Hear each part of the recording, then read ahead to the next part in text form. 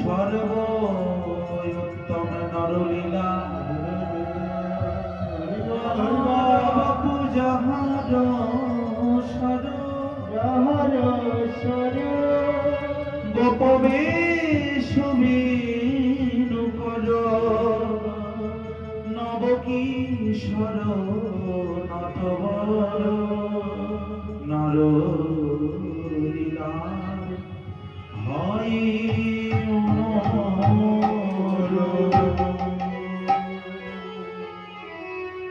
কলিযুগ পাবনায় অবতার সর্ব অবতার সার শিরোমণি,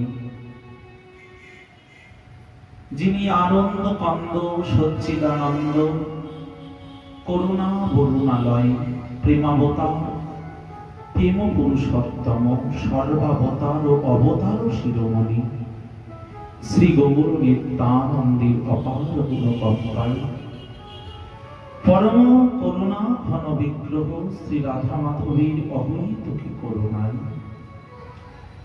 এই দিব্য স্থানে এই পবিত্র পুরুষোত্তম মাসে আজ এই ভাগবতীয় সপ্তাহ কথা যজ্ঞের শুভ আয়োজন। আর আজ এই শুভ আয়োজনের শুভক্ষণে প্রথমেই পরমারাধ্য শিল গুরু মহারাজ গুরুপাদ পদ্ম নিত্যলীলা প্রবিষ্ট সীতা অদ্বৈত বংশোদ্ভূত প্রভুপাদ প্রভুপদ হৃদয় চৈতন্য গোস্বামী প্রভু রাতুল রাঙা চরণে প্রণতি ভক্তি নিবেদন করে উপস্থিত সমবেত সকল কৃষ্ণানুরাগী গৌর ভক্ত মণ্ডলী, কল্যাণিয়া ভক্তিমতী মাতৃমণ্ডলী সকলের শ্রীচরণে দাসের কোটি কোটি ভুলণ্ঠিত ভক্তিপূর্ণ প্রণিপাত। আমরা গতদিন আস্বাদন করেছি ভাগবতে ভগবান শ্রী গোবিন্দের আবির্ভাব লীলা। ভগবান শ্রী গোবিন্দ মধুময় বৃন্দাবনে কেন আবির্ভূত হলেন বলছেন শ্রীমদ্ ভগবদ গীতায় ভগবান বলছেন পরিত্রাণায় সাধুনাং বিনাশায় চ দুষ্কৃতম ধর্ম সংস্থাপনোত্থায় সম্ভবামি যুগে যুগে। সাধুদের তিনি পরিত্রাণ করবেন, দুষ্কৃতীদের তিনি বিনাশ করবেন, দুষ্টের দমন শিষ্টের পালন, এটাই তো তার অবতারের কারণ। ভগবান বৃন্দাবনে যে আবির্ভূত হলেন আমরা গতদিন শুনেছি, নন্দ বাবা এবং মা যশোমতীর কোল আলো করে। সে পূর্ণ ভগবান, পূর্ণ ভগবানকে নিখিল শাস্ত্র বলছেন সরৈশ্বর্য পূর্ণ, যিনি তিনি হলেন পূর্ণ ভগবান। সরৈশ্বর্য, যে ভগবানের ৬টি ঐশ্বর্য আছে। ভগবান, ভগ শব্দের অর্থ কি? ভগ শব্দের অর্থ হচ্ছে ৬টি ঐশ্বর্য। যেমন ধরুন আমরা কাউকে বলছি রূপবান, কাউকে বলছি ধনবান, কাউকে বলছি গুণবান। ধন আছে যার তিনি ধনবান, রূপ আছে যার তিনি রূপবান, গুণ আছে যার তিনি গুণবান, তেমন ভগবান। তাহলে এখন ভগবান কাকে বলবো? যাকে তাকে ভগবান কিন্তু বলা যাবে না। কাকে বলবো? শাস্ত্র বলছেন ৬টি ঐশ্বর্য আছে যার। ৬টি ঐশ্বর্য কি কি? ঐশ্বর্যস্য সমগ্রস্য বীর্যস্য যশস্বী জ্ঞান বৈরাগ্য। তাত্ত্বিক প্রেক্ষাপট ঐশ্বর্য, ঐশ্বর্যস্য সমগ্রস্য, ঐশ্বর্য সমগ্র, যশ স্ত্রী, বৈরাগ্য জ্ঞান আর বৈরাগ্য। বৈরাগ্য মানে আমরা এতগুলো কথার মানেটা ঠিক না বুঝতে পারলেও বলছে একটা কথার মানে সকলেই বুঝতে পারছি, মানে বৈরাগ্য। ভগবানের বৈরাগ্য থাকবে। তাহলে ভগবানের যদি বৈরাগ্য থাকে, তাহলে বৈরাগ্য মানে ত্যাগ। আমরা যদি দেখি এই বৈষ্ণব জগতে ত্যাগের মূর্তি কারা, বলে সবার আগে উঠে আসবে রূপ সনাতনের নাম। এদের মতো এত ত্যাগী কেউ ছিল না পৃথিবীতে। আমাদের যতগুলো বৈষ্ণব আচার্য আছে, রূপ সনাতনের নাম স্বর্ণাক্ষরে লেখা, এরা এতটা ত্যাগী। তাহলে ত্যাগের মূর্তি বিগ্রহ, এখন যদি আপনাদের জিজ্ঞাসা করা হয়, বলুন ভগবান কৃষ্ণ কোথায় ত্যাগ করল?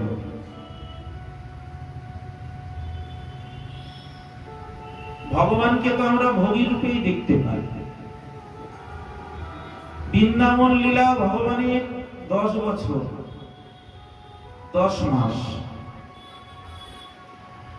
মথুরা লীলা, দ্বারকা লীলা, এগুলো বাকিটা।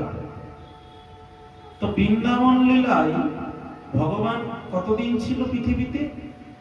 বলছেন মোট ভগবান কতদিন ছিল? 125 বছর কৃষ্ণ লীলা করেছে। 125 বছরের মধ্যে 10 বছর হলো, 10 বছর 10 মাস হলো বৃন্দাবনে, আর বাকিটা মথুরা দ্বারকা। আমরা দেখি বৃন্দাবনের থেকে যখন গোবিন্দ মথুরা দ্বারকায় গেলেন, তখন দেখলাম যে ভগবান 16,108 জন মহিষী নিয়ে সংসার করছেন। 16,108 জন তার মহিষী। তাহলে ভগবান ত্যাগী হলো কোথায়? বলছি শোনুন, ত্যাগটা সবসময় বাইরে দেখানো যায় না। কিছু কিছু ক্ষেত্রে ত্যাগটা অন্তরে থাকে। এখানে আপনারা অনেকজন এসেছেন, আপনাদের ত্যাগটা কিন্তু অন্তরে আছে। আমি দেখছি যে না, অনেক বাবা মায়েরা এসেছেন, ভালো শাড়ি পরে এসেছে, মায়েরা ভালো করে সেজে গুজে এসেছে, মানে উনি কি ত্যাগী না? উনি কি ভোগী? শরীরে সোনা পরে এসেছেন, তাহলে উনি ভোগী? বলছে না, বলে ত্যাগটা অন্তরে থাকবে। বলছি প্রথম ত্যাগই তো হচ্ছে আমাদের জীবনে। মায়েরা এই জগতে সব থেকে বড় ত্যাগী। এই সংসারের মধ্যে যদি ত্যাগ না থাকে, যেখানে দেখবেন শুধু ভোগ আছে, সেখানে শুধু লড়াই হবে, যুদ্ধ হবে, শান্তি আসবে না। শান্তিটা কোথায় আসে জানেন? ত্যাগ যেখানে আছে সেখানেই শান্তি আছে। তো প্রত্যেক সবার থেকে বেশি হলো এই সংসারে মায়েরা ত্যাগ। মায়েরা যদি ত্যাগী না হয়, তাহলে মায়েরা সন্তান মানুষ করতে পারবে না। প্রত্যেকটা মা যে সন্তানদের বড় করেছেন, কিন্তু দেখুন আপনারা সন্তানকে বড় করতে গিয়ে কতটা কিছু ত্যাগ করেছেন। সুখ, স্বাচ্ছন্দ্য, আত্মীয় স্বজনের বাড়ি যাওয়া, ঘুরতে যাওয়া, এগুলো ত্যাগ করেছেন। রাতের ঘুমটা ত্যাগ করেছেন সেটাকে সন্তানকে মানুষ করতে গিয়ে। তাহলে এই ত্যাগটা অন্তরে আছে। কেউ কেউ এখনো দেখবেন মায়েরা সংসারের মধ্যে প্রত্যেকটা সদস্যকে খাইয়ে তারপরে নিজে খায়। সবাইকে বেটে দিয়ে যদি কিছু কম করে যায়, মায়েরা ওর জন্য কিন্তু মন খারাপ করে না, করে? সবাইকে পরিবেশন করে দেখা গেল কিছু পেল না, ভালো প্রিয় জিনিসটাই রান্না করেছে, কিন্তু ওই প্রিয় জিনিসটা আর বাঁচলো না, সবাইকে দিতে দিতে। ও মায়েরা যতটুকু পায় ততটুকু নিয়ে, এটা তো ত্যাগ। এই ত্যাগটা যদি স্বীকার না করতে পারতো, তাহলে সংসার হতো না। আমাদের প্রত্যেকের জীবনে কিন্তু ত্যাগ আছে। বলছে ভগবানের অন্তরে ত্যাগ ছিল, কৃষ্ণ ভগবান অন্তরে ত্যাগ ছিল, বাইরে তিনি ভোগীর মতো ছিল, কিন্তু এই অন্তরের ত্যাগ কখন প্রকাশ করলো? বললেন বহুদিনের জমে থাকা অন্তরের ত্যাগটা ভগবান এই কলিযুগে এসে গৌর হয়ে প্রকাশ হয়ে গেল। গৌর হয়ে আমার মহাপ্রভু আজকে সচী মাতাকে ছেড়ে, বিষ্ণুপ্রিয়াকে ছেড়ে, নবদ্বীপ ধামকে ছেড়ে, জীবনের সুখ ব্যয় বিলাস জীবন ছেড়ে তিনি ধুলায় গড়াগড়ি করে কাঁদছেন। যদি বলেন ভগবানের এই ত্যাগ কার জন্য? ভগবানের এই ত্যাগ হচ্ছে আমাদের মতো মধুমতি কলিজীবীর জন্য। উচ্চ স্বরে কাঁদে প্রভু জীবের লাগিয়া, চেতন করণ জীবে কৃষ্ণ নাম দিয়া। আমাদের কৃষ্ণানন্দ বাবাজি মহারাজ তার গৌর কথায় লিখেছেন, ভগবানের জমে থাকা ত্যাগটা নবদ্বীপে গৌর স্বরূপে প্রকাশ হয়। তিনি বলছেন, জয়ছে অবতারে ভগবান হয় পূর্ণ। বলে আমরা যত ভগবানের কথা শুনি, এই ৬টি ঐশ্বর্যর কথা শুনি, কিন্তু আমরা গৌরাঙ্গ মহাপ্রভুর জীবন চরিত্র স্মরণ করলে বুঝতে পারি যে গৌর পূর্ণ ভগবান। এবার এই পূর্ণ ভগবান কৃষ্ণ, দুইজন ভগবানকে পূর্ণ ভগবান বলা হয়েছে শাস্ত্রে। এক হলো গৌর, এক হলো কৃষ্ণ। কবিরাজ গোস্বামীও লিখছেন যে গৌর আর কৃষ্ণ যে পূর্ণ ভগবান, এই স্বরূপ নির্ণয় করে তিনি বলছেন, একলে ঈশ্বর কৃষ্ণ আর সর্বভেদ,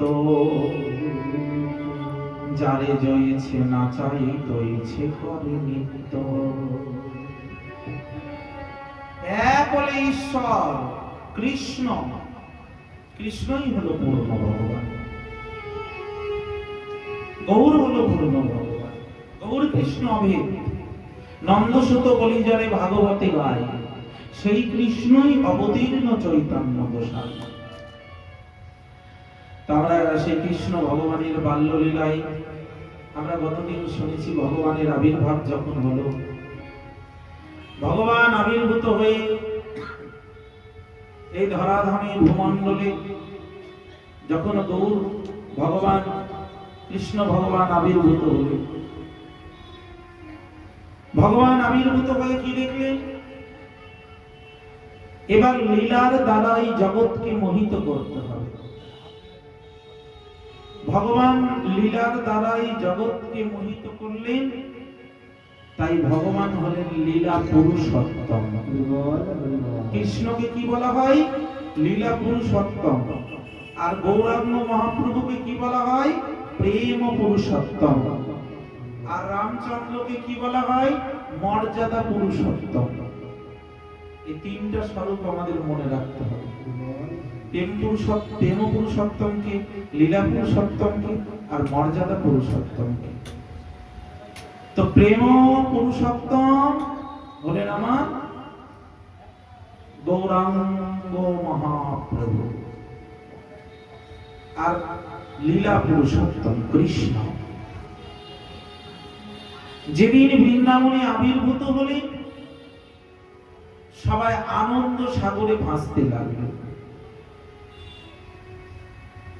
এক বৃদ্ধাকে ব্রজবাসীরা জিজ্ঞাসা করছে, নন্দরাজার বাড়িতে এত ভিড় কেন? বৃদ্ধাকে বলছে, এ পাগড়ি কা ভাইও, কি হয়েছে? বলে, নন্দ কি ঘর আনন্দ ভাইও। নন্দরাজার বাড়িতে আনন্দ হয়েছে। ছেলে হয়েছে নাকি মেয়ে হয়েছে এটা আর বললো না, বলে নন্দ কি ঘর আনন্দ ভাইও। ভগবানের আর একটা স্বরূপ হলো আনন্দ কন্দ।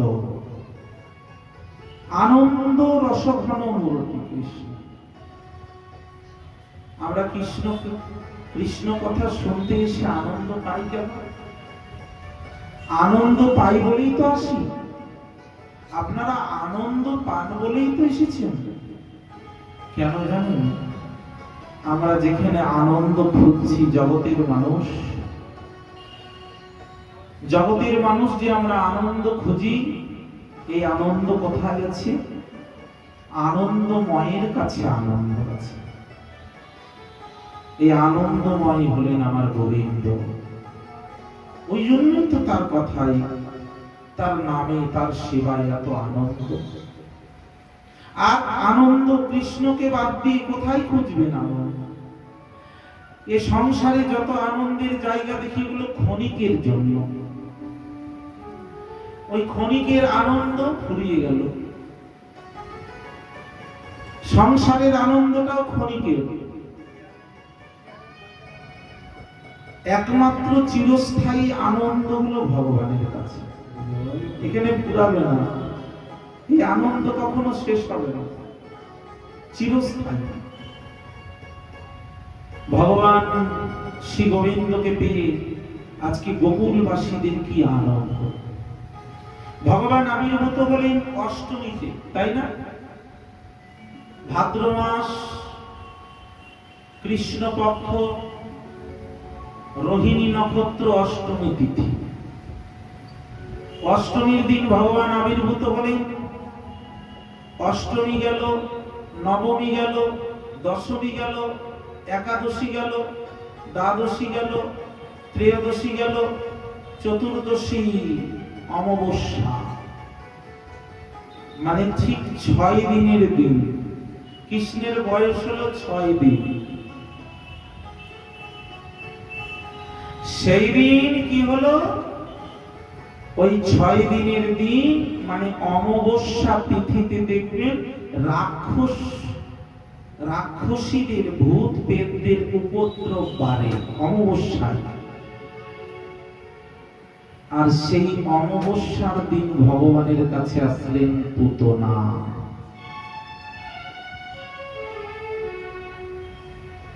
কংস মহারাজ যেদিন জানতে পারলেন ওই পূর্ণমাসী মা যোগমায়া যেই ভগবতী দেবীকে, কন্যা সন্তানটিকে নিয়ে এসে দেবকীর কাছ থেকে আছাড় মারতে গেলেন, তিনি দশভুজা মূর্তি ধারণ করে বললেন, তোমারে বধিবে যে গোকুলে বাড়িছে সে। তখনই তিনি হাহুতাশ করতে লাগলেন, আমার মৃত্যুর কারণ দেবকীর অষ্টম গর্ভের সন্তান, সে নন্দ গোকুলে শশীকলার মতো বেড়ে উঠছে। আমি যদি অচিরেই তাকে হত্যা করতে না পারি, বধ করতে না পারি, এ যদি বড় হয়ে শক্তিশালী হয়, তখন আমার কোনো শক্তি খাটবে না। তাই কৃষ্ণ ভগবানকে বধ করার জন্য কংস ডাকছেন কাকে? ওই বালক হাতিনী পুতনাকে। অহো বকি জংস্তন কালবটং জিঘং সয়া পায়াদ সাব্বি। অহো বকি, এর পরিচয় হলো পুতনা একটা রাক্ষসীর জাত, যারা সদ্যজাত শিশু সন্তানদের বধ করে, রুধির পান করে। এই সমস্ত রাক্ষসীদের পুতনা বলা হয়। তো পুতনাকে যখন ডাকছেন, পুতনা ছুটে এসেছেন কংসের আদেশে। মহারাজ বলুন, আপনি আমার শরণ নিয়েছেন বলে আজকে অমাবস্যা, অমাবস্যার দিন তোমরা কার্যসিদ্ধি করতে পারবে। যাও এখনই বৃন্দাবনে গিয়ে আমার মৃত্যুর কারণ দেবকীর অষ্টম গর্ভের সন্তান, তাকে তুমি বধ করে এসো। পুতনা বলছেন, মহারাজ আমি খুব সহজেই পারবো। খুব সহজে কি করে পারবো? বলে, এই যে আমার কাছে কালকূট বিষ আছে, এই কালকূট বিষের আঘ্রাণেই তো মারা যাবে। কিন্তু পুতনা, এই রাক্ষসী চেহারা নিয়ে যদি তুমি যাও, তাহলে কিন্তু নন্দ বাবা খুব সহজেই তোমাকে চিনে ফেলবে। আর কিছু না পারো, এই ব্রজবাসীরা ব্রাহ্মণকে দিয়ে রাক্ষস নাশন মন্ত্র পাঠ করাবে। আর রাক্ষস নাশন মন্ত্র পাঠ করলে তুমি মরে যাবে। আগের দিনে মন্ত্রের শক্তি ছিল অনেক, দেখবেন মন্ত্রের শক্তি। মানুষ মন্ত্র দিয়ে মানুষকে বাঁচাতে পারত, তার নাম মৃত্যুঞ্জয় মন্ত্র। আবার মানুষ মন্ত্রের দ্বারাই আরেকজনকে মারতে পারত। কিন্তু এখনো তো মন্ত্র আছে। এখন কেউ মন্ত্র পাঠ করে আমাকে মারতে পারবে? পারবে না। আর মন্ত্র উচ্চারণ করে যদি কেউ মনে করে যে একটা মরা মানুষকে বাঁচিয়ে দেবে, সেটাও কিন্তু এই কলিযুগে সম্ভব নয়।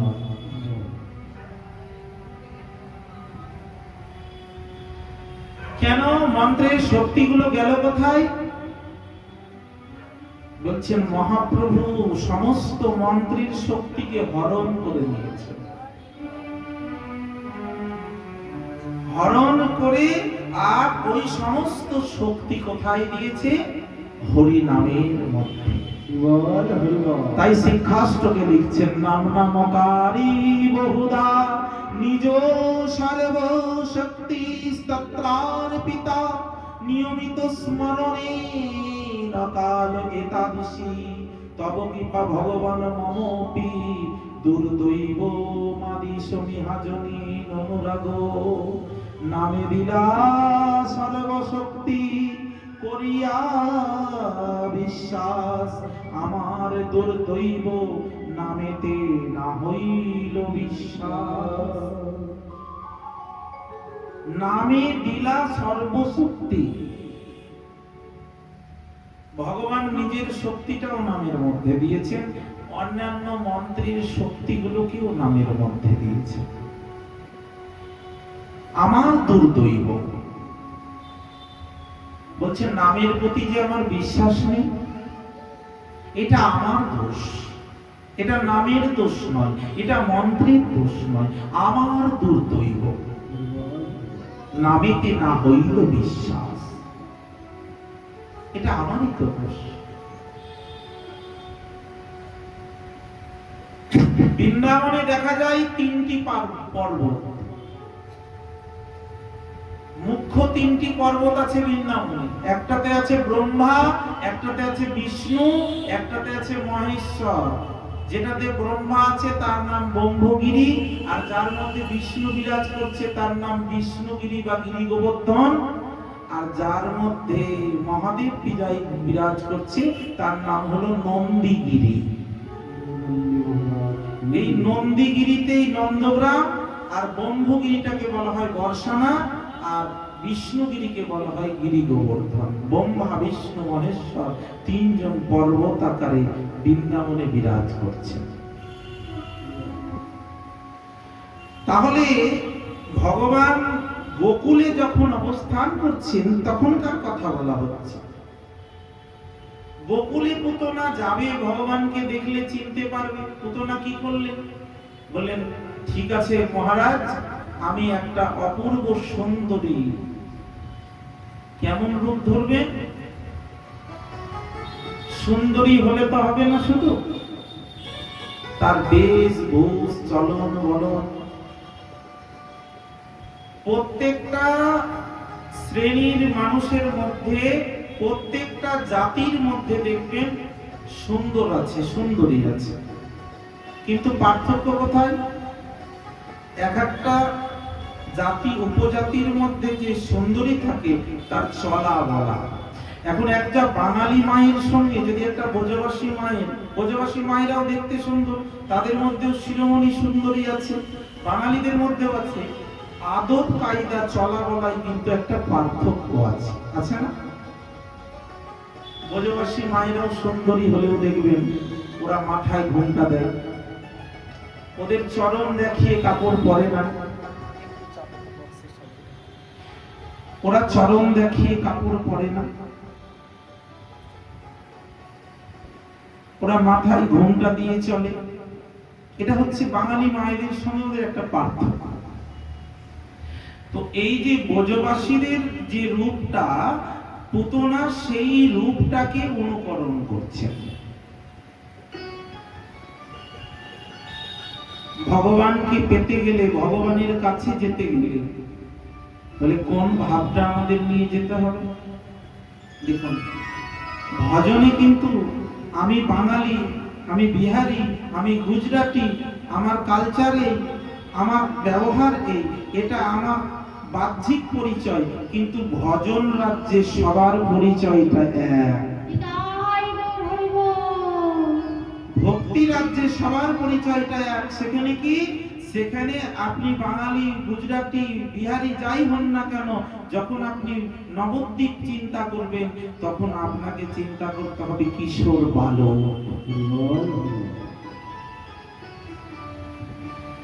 সেখানে একজন সাধিকাও নিজেকে পুরুষ চিন্তা করবে নবদ্বীপ লীলায়, কি আমি কিশোর বালক।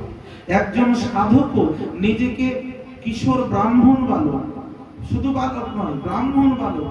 সে পুরুষটাও চিন্তা করবে আমি কিশোর ব্রাহ্মণ বালক, আর একজন নারী সাধিকা সেও চিন্তা করবে আমি একজন পুরুষ ব্রাহ্মণ বালক, কিশোর বালক। এটা হলো নবদ্বীপ ভজনের জন্য। যখন বৃন্দাবন ভজন করবে, তখন বাঙালি, বিহারি, গুজরাটি যেই হই না কেন, সেখানে আমার পরিচয় আমি একজন কিশোরী, রাধা রানীর দাসী। বাঙালি হলেও সে, পুরুষ হলেও সেই কিশোরী চিন্তা, নারী হলেও তো কথাই নেই। এটা হলো ভক্তি রাজ্যের কথা। ভগবানের কাছে যেতে গেলে আমাদের কোন ভাব নিয়ে যেতে হবে? কৃষ্ণের কাছে গোপী ভাব। সেই জন্য ওইভাবে আমাদেরকে এই দেহটাকে চিন্তা করে সাজাতে হবে। গোপী অনুগতি বিনা ঐশ্বর্য জ্ঞানে ভজিলেও নাহি পাই ব্রজেন্দ্র নন্দনে। গোপীর আনুগত্য ছাড়া কৃষ্ণ পাওয়া যায় না। গোপী আনুগত্য। এখন পুতনা সাজলেন সেই গোপী, মা যশোদার মতো, আর বৃন্দাবনে এসে উপস্থিত হয়ে বলছেন, ও যশোদা দেবী, ও যশোদা দেবী। সমস্ত ব্রজের রমণীরা তাকিয়ে দেখছে এই সুন্দরী কোথা থেকে এসেছে। আমাদের মতোই চলে বলে, আমাদের মতোই কথা বলে, আবার দেখতে সুন্দরী। দেখে সবার সামনে দিয়ে নন্দ বাড়িতে ঢুকেছে, নন্দ ভবনে, আর ডাকছে ও যশোদা দিদি। একেবারে সরাসরি যখন দিদি বলে ঘরে ঢুকেছে, তখন যশোদা মা অবাক হয়ে গেছে, আমাকে দিদি বলছে, আমি চিনি না। বোন তুমি কি? বলে তোমার বাবার বাড়ির দেশে আমার বাড়ি গো, আমাকে চিনবে না। শোনো, তোমার বাড়িতে নাকি খুব ভিড়, তোমার নাকি সুন্দর একটা ফুটফুটে লালা হয়েছে, তোমার লালাকে একটু দেখাও।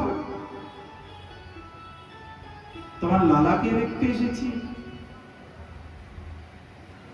মা যশোদা দেখছেন, আমাকে যখন বোন বলে, আমাকে দিদি বলে ডেকেছে, আমি তাকে বোন বলে কাছে টেনে নিয়েছি।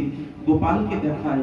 এখন গোপালকে মাটির মধ্যে তেল মাখিয়ে মা যশোদা ঘুমিয়ে রেখেছে, আর গোপাল হাত পা নেড়ে নেড়ে খেলা করছে, আর খেলা করতে করতে ঘুমিয়ে গেছে। আর গোপালকে দেখার পরে যশোদা বলছে, ও পুতনা বলছে, ও দিদি, এই বুড়ো বয়সে সন্তান লাভ করেছো,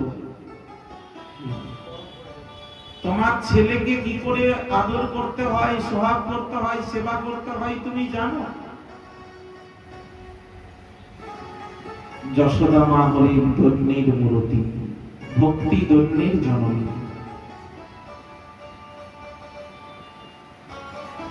মা যশোদা মাথাটা নিচু করে বলল, বোন তুমি ঠিকই বলেছ, আমার গোপালের সেবা আমি কিছু জানি না।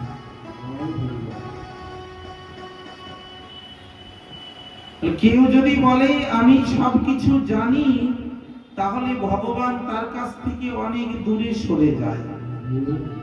আর কেউ যদি ভগবানের সেবা করার পরেও বলে আমি কিছু জানি না, ভগবান তার সেবাটাই গ্রহণ করেন।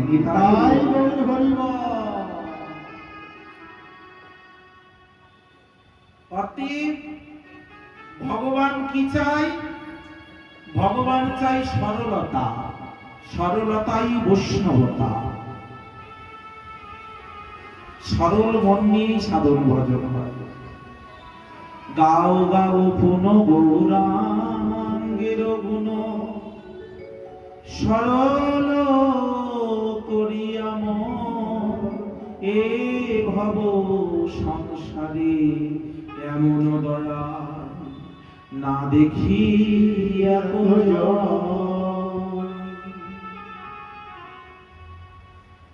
গাও গাও পুন গৌরাঙ্গের গুণ, সরল করিয়া মন। মনটাকে শিশুর মতো সরল করে দাও।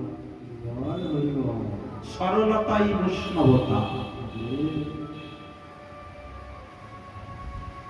ভগবানের কাছে বলো যে প্রভু আমি কিছু জানি না। ভগবান এটাই শুনতে চাইছে। তোমার সেবা তখনই তিনি অঙ্গীকার করবেন। মহাপ্রভুর ভোগ লাগিয়ে দিলে কিন্তু প্রভু গ্রহণ করে না।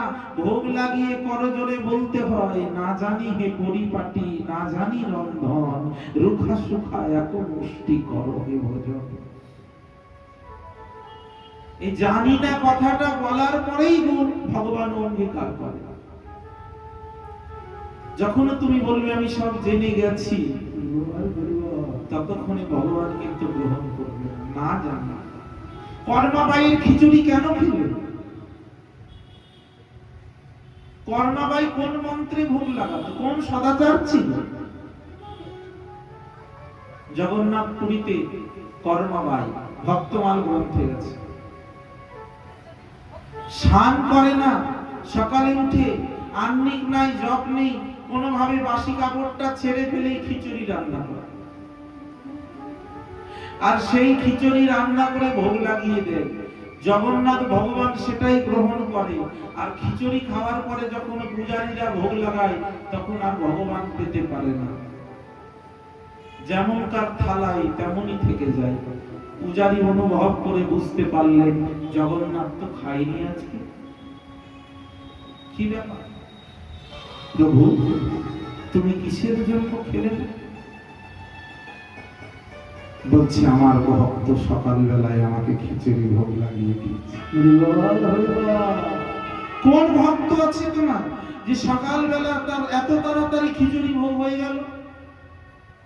তার নিত্য নৈমিত্তিক কর্ম নেই। সে ভক্তকে যে তোমাকে সকালে খিচুড়ি ভোগ লাগায়, বলে ভক্তের নাম হলো কর্মাবাই।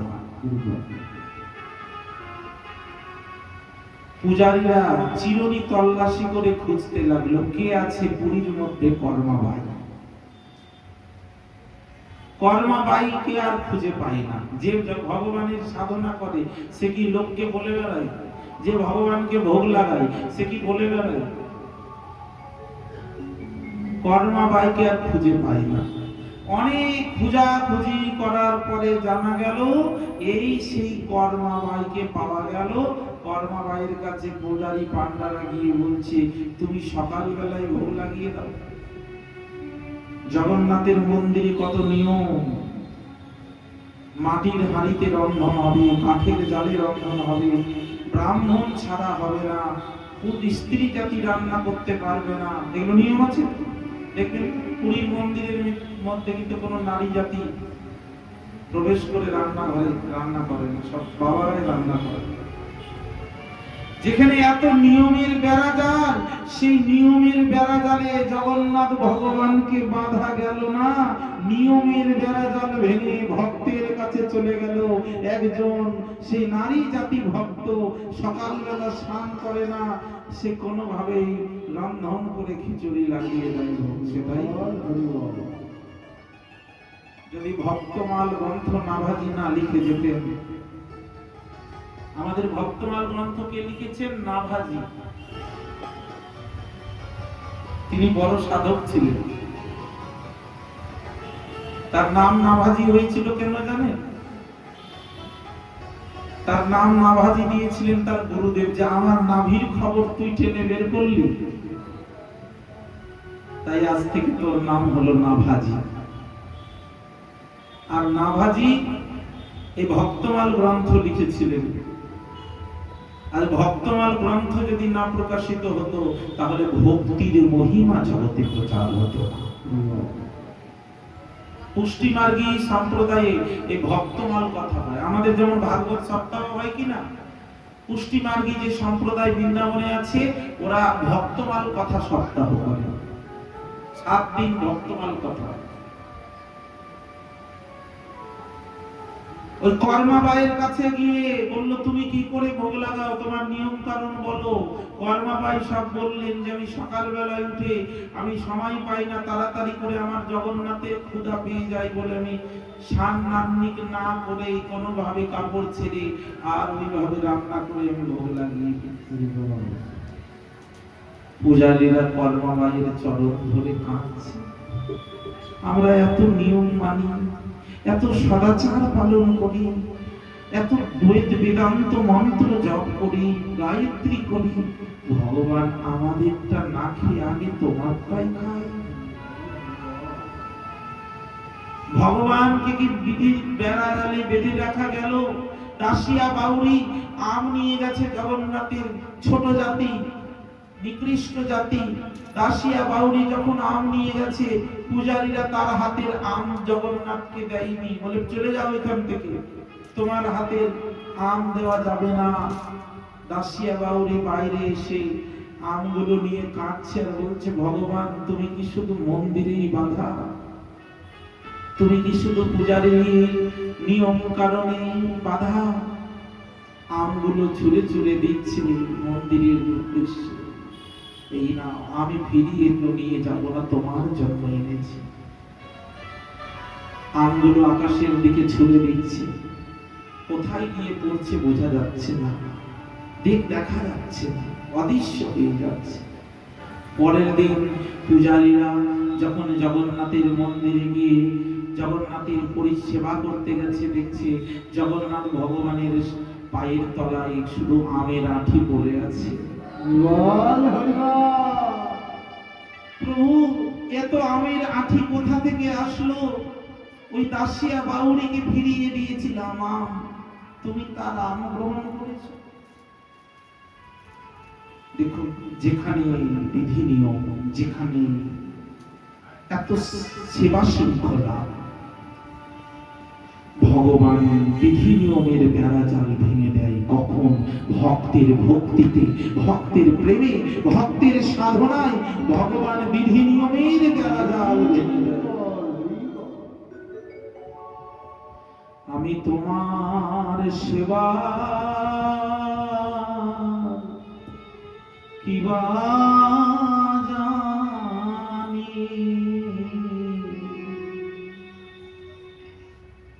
ভক্ত ভগবানকে বলছে, আমি যে ভক্তিহীনা কাঙালি, আমি তোমার সেবা কিবা জানি। আমি তোমার সেবা কিবা জানি। তুমি খাও হে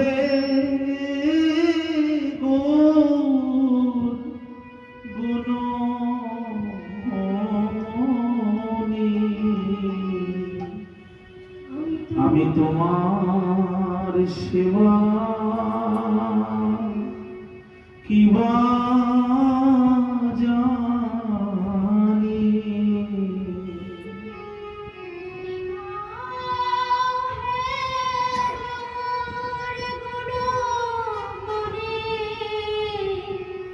তোমার সেবা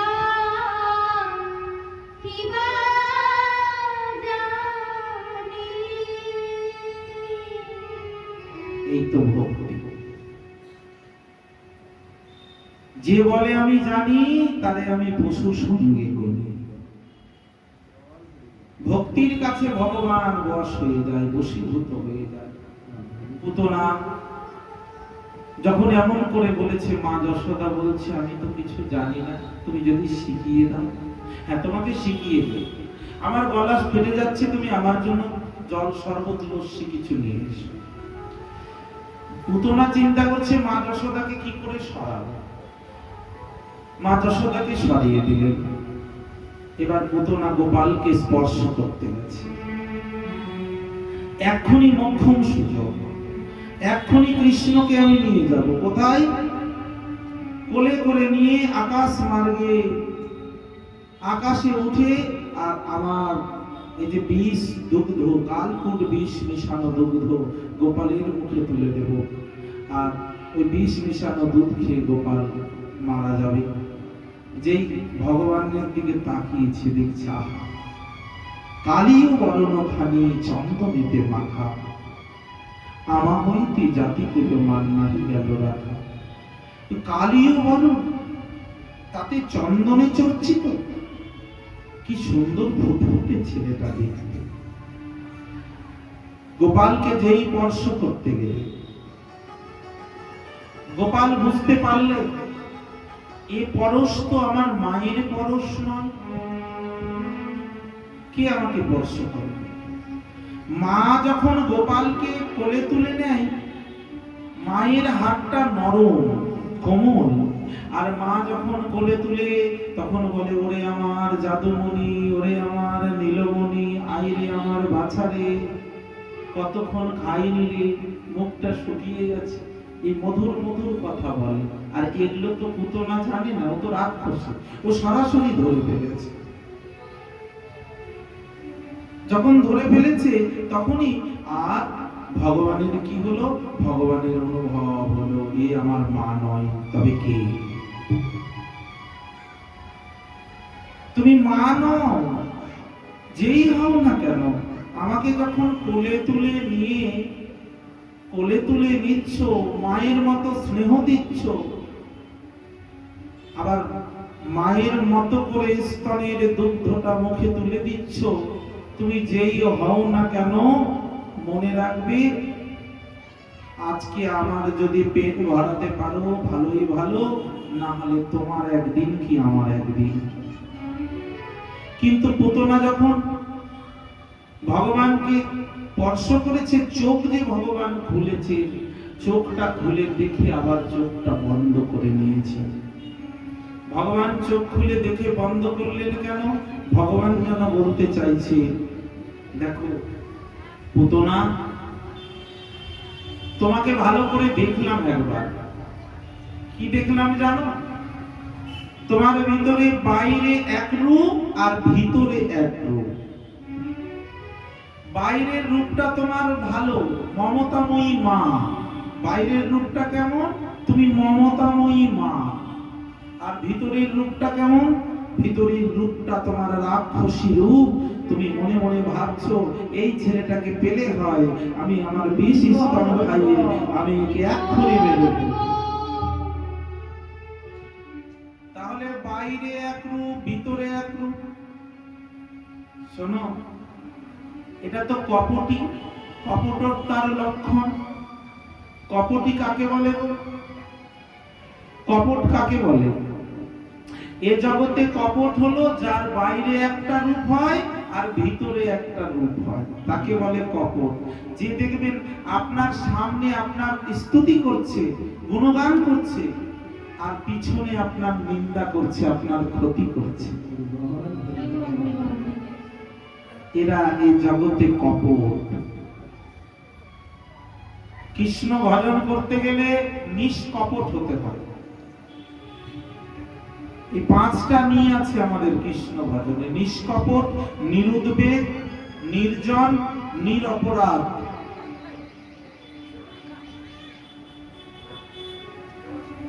তাহলে নিরভিমান, এই পাঁচটা নিরভিমান, নিরুদ্বেগ, নির্জন আর নিষ্কপট। তবে হয় হরি ভজন। কিন্তু পুতনা, তোমার মধ্যে তো কপটে পরিপূর্ণ। শোনো, মনটাকে শিশুর মতো সরল করতে হবে। গাও গাও পুন গৌরাঙ্গের গুণ, সরল করিয়া মন। এ ভব সংসারে এমন দয়ালো, না দেখি একজন।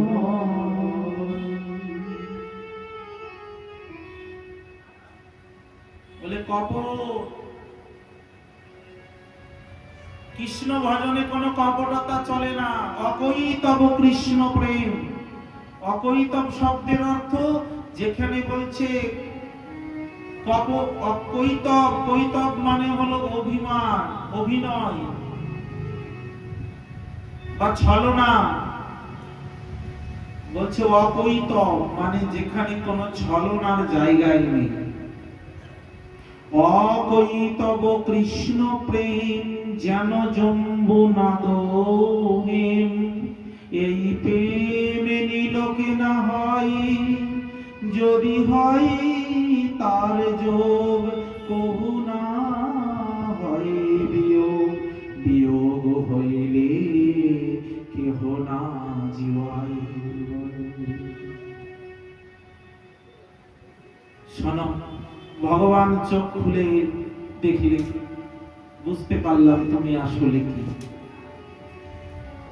তারপরেও তুমি আমার সামনে আসতে পেরেছো, কপট হওয়া সত্ত্বেও আসতে পেরেছো ভগবানের সামনে। তোমার পূর্ব জন্মের কিছু সুকৃতি আছে। এটা হলো দ্বিতীয় কারণ। কি সুকৃতি? তোমার বাবা ছিল ভক্ত। কেমন ভক্ত ছিল তোমার বাবা? নিজের বলতে যা ছিল সেটাও ভগবানকে দিয়েছিল, আর নিজের দেহ মন প্রাণ সবকিছু আত্মনিবেদন করে দিয়েছিল। তুমি সেই ঘরের মেয়ে, তোমার বাবা ছিল ভক্ত। শুনেন মা, কৃষ্ণ ভক্তের বাড়িতে জন্মগ্রহণ করাটা কম স্বীকৃতি নয়। যারা এই জগতে বাবা মাকে কৃষ্ণ ভক্ত পেয়েছেন তারা জানবেন পূর্ব পূর্ব জন্মে আপনিও পুতনার মতো স্বীকৃতি লাভ করেছিলেন। এটাই হলো আপনার পূর্ব পূর্ব জন্মে কোন স্বীকৃতি ছিল, তাই কৃষ্ণ ভক্ত বাবা মা পেয়েছে। তোমার বাবা ছিল ভক্ত, সবকিছু গোবিন্দ চরণে দিয়েছিল। তোমার বাবার নাম ছিল কি? বলি মহারাজ। তুমি সেই ঘরের মেয়ে। যেদিন আমি তোমার বাবার বাড়িতে গেছিলাম বামন রূপে, সেদিন তুমি আমাকে দেখেছিলে। আর দেখে কি বলেছিলে?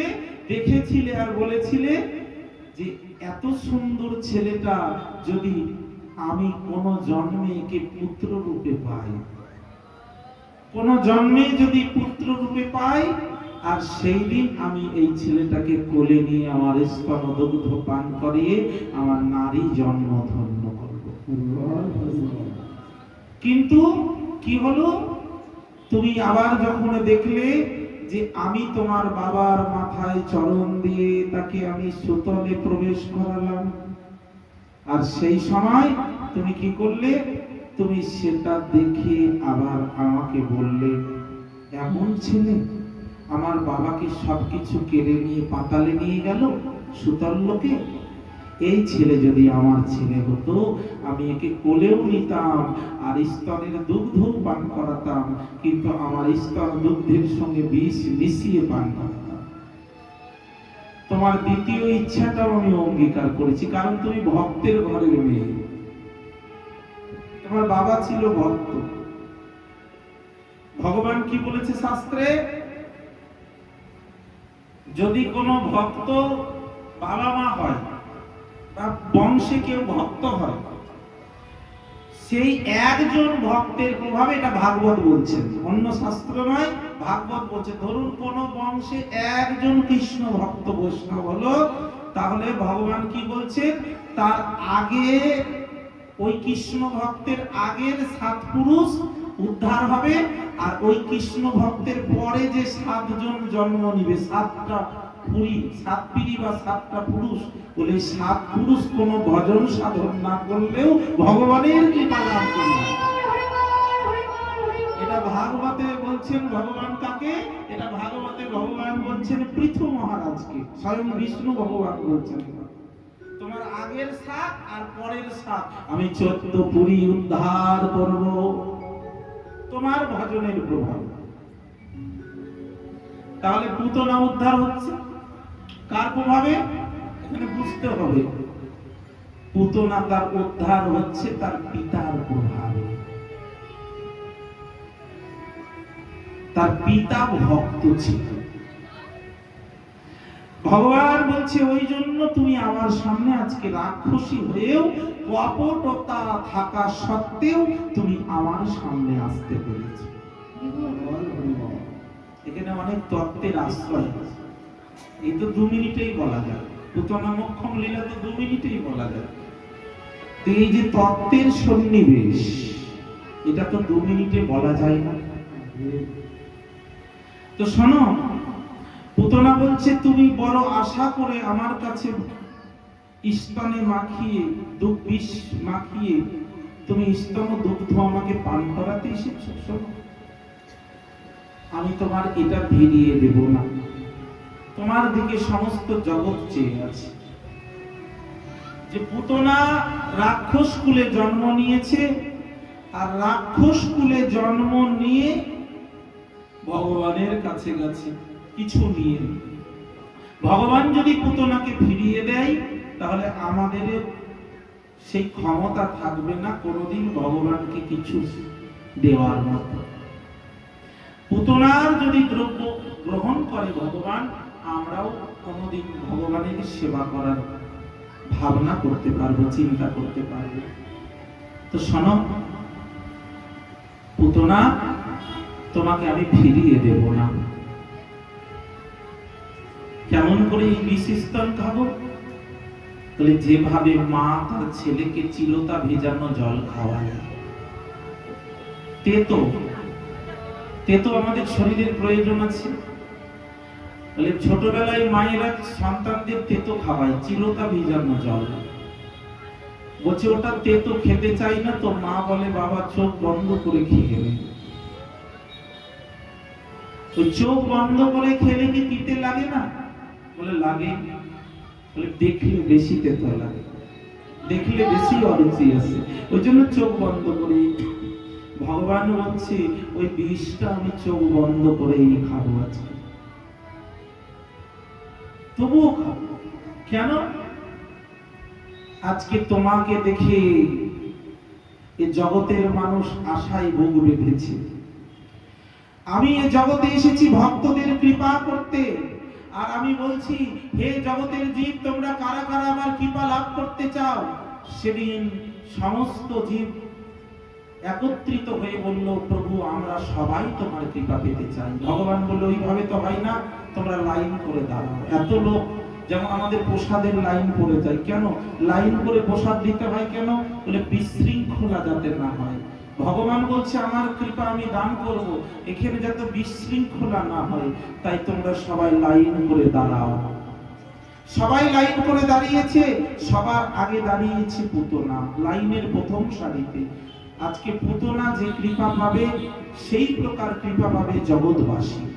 আজকে লাইনের প্রথমে যে ব্যক্তিটি দাঁড়িয়েছে, সে যা প্রসাদ পাবে, সেই বাকি দাঁড়িয়ে থাকা লাইনের মানুষগুলিও সেই সেম একই প্রসাদ পাবে।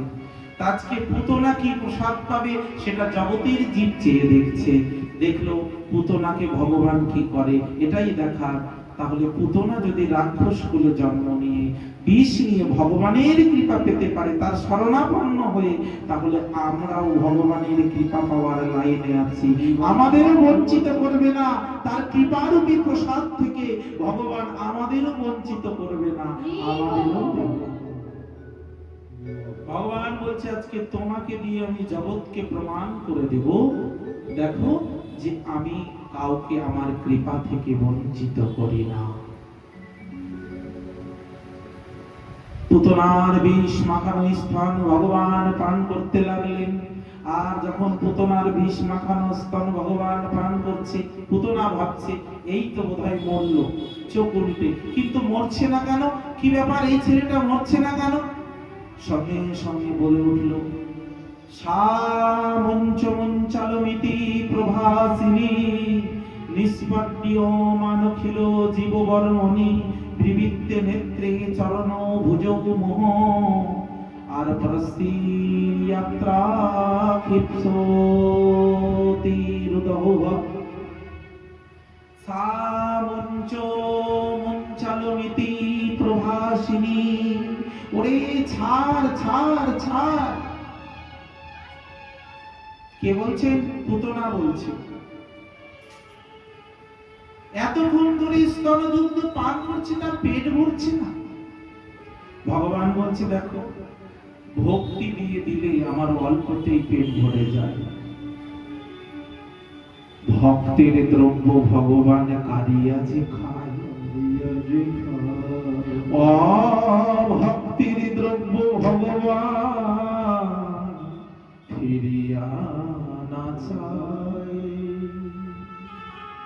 দুর্যোধনের রাজ ঐশ্বর্যে রাজভোগ ভগবান খায়নি। দুর্যোধনের নিমন্ত্রণ অপেক্ষা করে বিদুরের ঘরে গেলেন। বিদুর ঘরণীকে বলছে, বিদুর ঘরণীকে বলছে, মা আমার বড় ক্ষুধা পেয়েছে, ঘরে কিছু আছে আমার খেতে দেবে? বিদুর ঘরণী আত্মহারা হয়ে গেলে, ভগবান এসেছে আমার কাছে, যাকে মন্ত্র তন্ত্র দিয়ে ভোজন করানো যায় না, সেই ভগবান আজকে নিজের মনে এসে বলছে, মা আমাকে খেতে দাও। আমি কি করি এখন? ঘরে তো কিছু তেমন নেই। নিজের আঁচলটা ছিঁড়ে আসন করে পেতে দিয়ে বলছি, গোবিন্দ বসো, দেখি ঘরে কি আছে। 3টা কলা, কলা এনে গোবিন্দের সামনে ধরে কলাগুলো ছুলে ছুলে দিচ্ছি। কলাগুলো যখন ছুলে ছুলে দিচ্ছি, ভক্তিতে জ্ঞান শূন্য হয়ে গেল। ভক্তি আর জ্ঞান, জ্ঞান মানে জানা, আর ভক্তি মানে তাকে ভালোবাসা। যেখানে ভালোবাসা হয়ে যায় সেখানে আর জানার দরকার লাগে না। আমি যাকে ভালোবেসে ফেলেছি আর তাকে, তার সম্পর্কে, তার টিকুজি কুষ্টি জানার দরকার নেই। ভক্তি মানে ভালোবাসা। কলাটা ছুলে ছুলে দিতে গিয়ে আর জ্ঞান নেই, তখন জ্ঞান শূন্য ভক্তিতে কি করেছে, কলার খোসাগুলোকে ভগবানের মুখে তুলে দিয়েছে, গোবিন্দ ভোজন করো। যখন গোবিন্দ ভোজন করো বলে মুখে তুলে দিয়েছে, গোবিন্দ তো কলার খোসাই খাচ্ছে, কলার খোসা খেয়ে চলে এসেছে। বিদুর এসে জিজ্ঞাসা করছে, হ্যাঁ গো, আমার আঙিনায় আজ গোবিন্দের চরণ চিহ্ন দেখছি কেন? তবে কি সে ত্রিভুবনের মালিক আমার ঘরে এসেছিল? হ্যাঁ স্বামী, একটু আগেই তো এসেছিল। আমার কাছে এসে বলল ক্ষুধা পেয়েছি। আমি তো কলা ছিল ঘরে, তাই ভোজন করালাম, চলে গেল। বাহ, তুমি ভাগ্যবতী, ভগবানকে ভোজন করিয়েছো। কলাগুলো যখন ভোজন করিয়েছো, কলার খোসাগুলো করলো। ভগবানের কলার খোসায় অধরামৃত লেগে গেছে, আমরা দুজনে সে পোশাক পাবো। গিয়ে দেখি কলার খোসা তো পরে নেই, কলার শ্বাসগুলো ধুলায় গড়াগড়ি করছে। কি করেছো তুমি? ভগবানকে কলার খোসা খাইয়েছে, তো কলার শ্বাস পড়ে আছে। স্বামী, আমাকে তুমি ক্ষমা করে দাও, আমি বুঝতে পারিনি। ভগবানকে পাওয়ার আনন্দ, প্রাপ্তির আনন্দ, প্রাপ্তির আনন্দে আমি সবকিছু ভুলে গেছি, তাই তো কলার খোসা তুলে দিয়েছি। ভগবান এসে বলেছিল, অর্জুন আজকে বিদুরের ঘরে কি ভোজন করেছি জানো? কি খেয়েছো সখা? আমি কলার খোসা খেয়েছি। কলার খোসা কেন? বিদুর ঘরণী আমাকে পাওয়ার আনন্দে ভুল করে কলার খোসা দিয়েছিল। ভুল তো ভক্ত করেছি, তুমি তো ভুলটা শুধরে দিতে পারতে, হাতটা ধরে বলতে, মা এটা কি দিচ্ছ? তুমি ভুলটা শুধরে দিলে না, তুমি না জগৎ খেবম বহম বহম। তুমি না অপ্রাপ্ত বস্তু পাইয়ে দাও আর প্রাপ্ত বস্তুকে তুমি রক্ষা করো? বলছি হ্যাঁ, কিন্তু আমি ভুলটা শুধরে দিইনি। কেন জানো? কেন প্রভু? যদি ভুলটা শুধরে দিতাম, বিদুর ঘরণী তখন আমাকে কলার খোসা না দিয়ে কলাই দিত। আর বিদুর এসে যখন বলতো কোথায় ভগবানের প্রসাদ, বিদুরকে কলার খোসা খেতে হতো। তাই আমি ভক্তির জন্য কলার খোসা খেয়েছি আর কলাটা রেখে দিয়েছি। ভক্তই আমার মাতা পিতা, ভক্তই আমার গুরু, ভক্তই আমার গুরু, ভক্ত রেখেছি নাম মাঞ্ছা কল্পতরু। ভক্তির দ্রব্য ভগবান কারিয়া যে খাই, ভক্তির দ্রব্য ভগবান ফিরিয়া না চায়।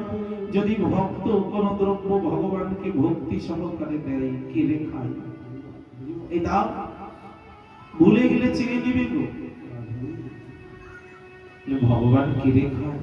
হ্যাঁ, নবদ্বীপ ধামে মহাপ্রভুর অনেক ভক্তবৃন্দ পার্ষদের মধ্যে এক পার্ষদ হলো শ্রীধর পণ্ডিত।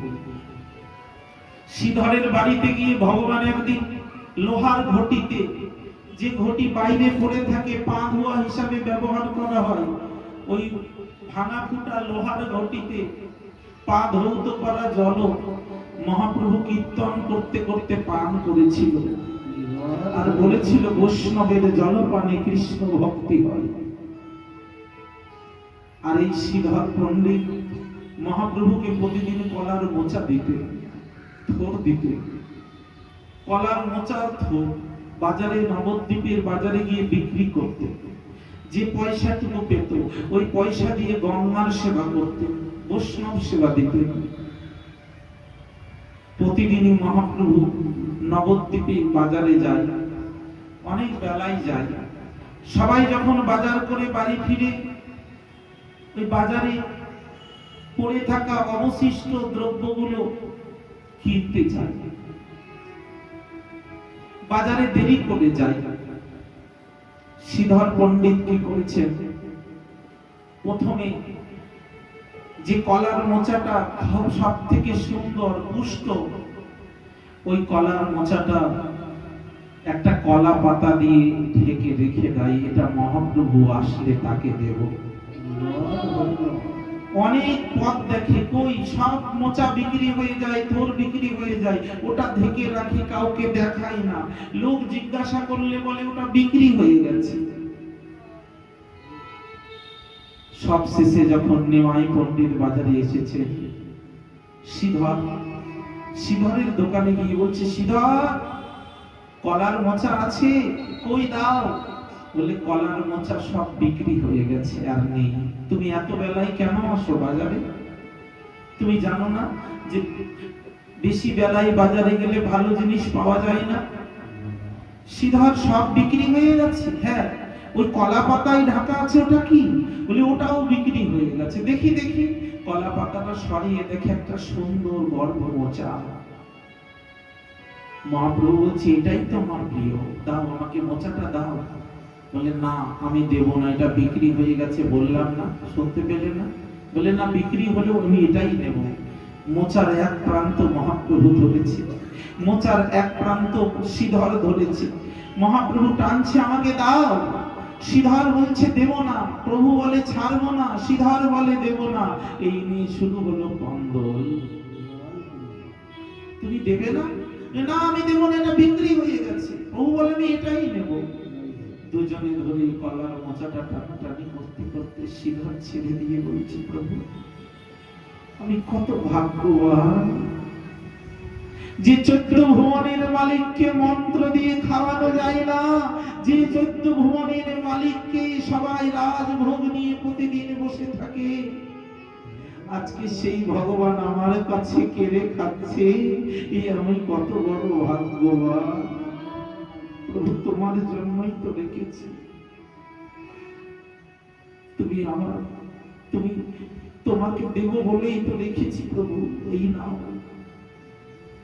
শ্রীধরের কলার মোচাটা নিয়ে মহাপ্রভু বলছি, শ্রীধর তোমার মোচাতে এত প্রীতি কেন জানি না, তোমার কলার মোচা বা থোর যদি না দাও আমি ভোজন করতে পারি না। তোমার কলার মোচা থোরের মধ্যে যেন প্রেম মিশ্রিত আছে। তুমি এমনি করে আমাকে কলার মোচাই সেবা দিও, আর আমার কিছু চাই না। বলো শ্রীধর তোমার জন্য আমি কি করব? তোমার জন্য কি আমি আলাদা লোক করে দেব? তুমি বৈকুণ্ঠ চাও, তুমি আলাদা কোনো লোক চাও, তুমি কোনো ভুবন চাও, তুমি অনন্ত ভুবনের মালিক হতে চাও, কোন ব্রহ্মাণ্ডের মালিক হতে চাও, আমি তাই বানিয়ে দেব। শ্রীধর বলল, প্রভু আমি কিছু হতে চাই না, আমি যেন তোমার চরণের দাস হতে পারি, আর জন্মে জন্মে যেন তোমাকে এমনি করে আমি তোমার সেবা করতে পারি। মহাপ্রভু প্রতিদিনই কলার মোচা খেত, কিন্তু যখন নীলাচলের সন্ন্যাস নিয়ে চলে গেল, শ্রীধর মোচা নিয়ে কাঁদছে বসে বসে। আর কে আসবে নবদ্বীপের বাজারে? আর কে এমনি করে আমার কাছে ঝগড়া করে কেড়ে নেবে? কে আসবে? গোড়া গুনে প্রাণ কাঁদে, কি বুদ্ধি করিব? গোরা গুণে প্রাণ কাঁদে, কি বোধি করিব? গৌরাঙ্গ গুণের নিধি কোথা গেলে পাব?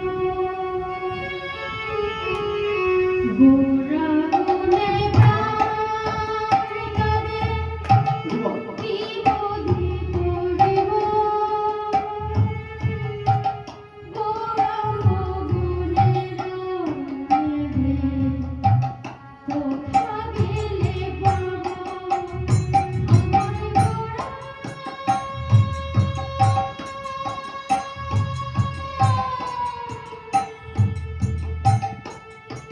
প্রাণের গোরা,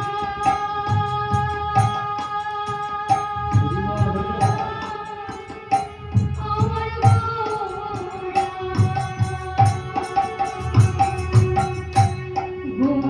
গোরা প্রাণ কাঁদে, কি মনে